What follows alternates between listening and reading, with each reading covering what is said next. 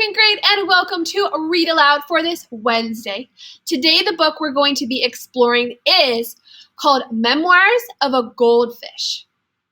So we're going to read all about this little goldfish life and what happens in his day-to-day journeys. It's by Devin Skillian and illustrated by Tim Bowers. Okay, here we go.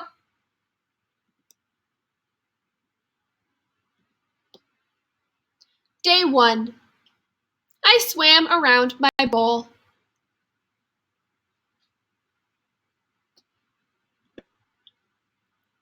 Day 2.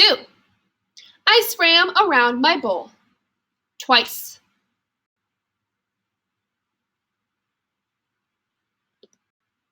Day 3. I swam around my bowl. I thought about taking a nap, but fish don't sleep, so I swam around my bowl.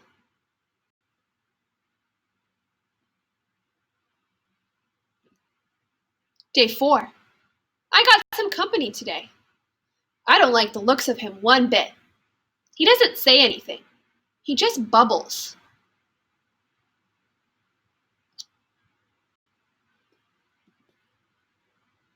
Day 5. Mr. Bubbles still hasn't said a word. He just looks at me. I said, "Hello today," and he said, "Go, go, go, go, go, go, go, go." He's creepy.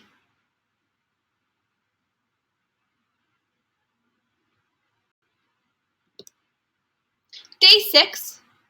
Today my bowl looks like a garden. There are a bunch of plants in here now. I guess I'll have to water them. Great. Day 7. Mr. Bubbles and I now have company. He's a snail.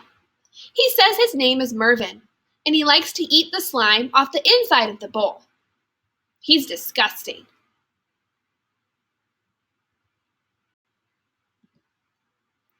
Day 8. Things are getting very crowded. While watering the plants, I met a crab named Fred. I've offered him my fin, and he nearly cut it off. Even Mr. Bubbles is afraid of him.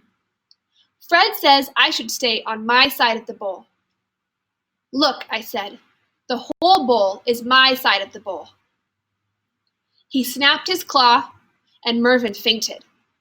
I gotta get out of here.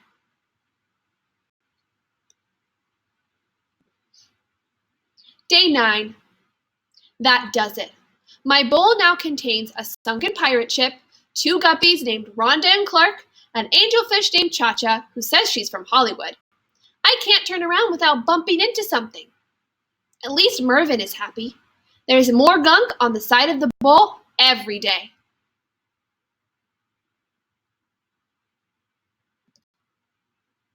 Day 10. This is ridiculous. I'm trying to find room for a swim today when Rhonda and Clark told me they're going to have babies soon. Like there's room for that. Fred knocked Mr. Bubbles over, and he became tangled in the plants. Cha-Cha said he couldn't help Mr. Bubbles, but needed me to apply her sunscreen. The sides of the bowl are covered in slime, and Mervin says he's too full to eat anymore. Yuck.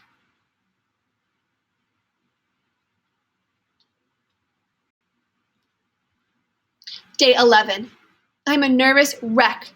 Trying to avoid Fred, I turned around quickly this morning and came face to face with my reflection in a mirror. I nearly jumped out of my gills. I don't even look like myself anymore. I need to relax. Day 12. I've had it. Rhonda and Clark were racing around the bowl. Fred was fighting with Mr. Bubbles. Mervin kept belching, and Cha-Cha told me I was standing in her light. I just lost it. "This is my bowl," I screamed. "I want my bowl back."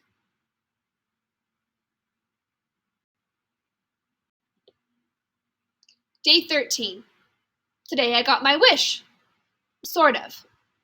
With a whoosh and a splash and a clank and a plunge, I was suddenly in a very tiny bowl of clear, pure water. It was small, but it was all mine. It was heavenly. I swam around my new bowl twice. But I started to wonder, what had happened to everyone? When I last saw Mr. Bubbles, he was tangled in green. Who would help him? Poor Mervyn was probably sick as a dogfish. He needs me. Cha-Cha will get a sunburn without me around. What about Rhonda and Clark? Did Rhonda have her baby guppies? There are probably 1,000 of them.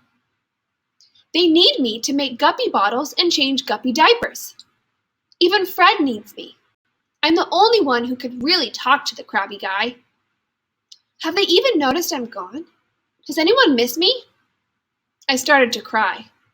And that's not easy for a fish to do.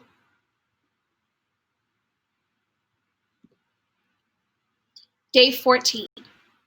After a long, sad night, there was a whoosh and a splash and a clink and a plunge, and I was suddenly sprayed in the face by Bubbles.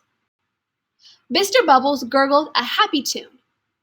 Rhonda and Clark raced by me like 2 speedboats, followed by 12 of the cutest baby guppies you've ever seen. Mervyn waved his tail at me from the nice, clean glass of an enormous tank. Cha-Cha sat happily beneath an umbrella. I think even Fred missed me.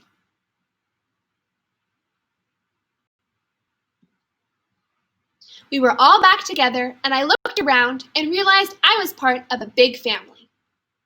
I guess I must have smiled because Clark said, "You look happy." I wanted to see for myself. "Where's the mirror?" I asked. "What mirror?" asked Clark. "We don't have a mirror," said Fred. "No mirror?" No wonder I didn't look like myself. It wasn't me I was seeing. Her name is Gracie, and she's the color of a fresh tangerine. She's a Pisces, just like me. And today we're going to swim around the tank together.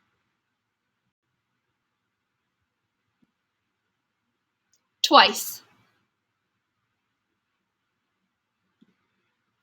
The end! That is the end of Memoirs of a Goldfish. I hope you loved this goldfish little adventure throughout his couple weeks. Okay, Super Scholars, let's stretch it out. Thank you so much for joining me for Read Aloud. And now, let's get back to work.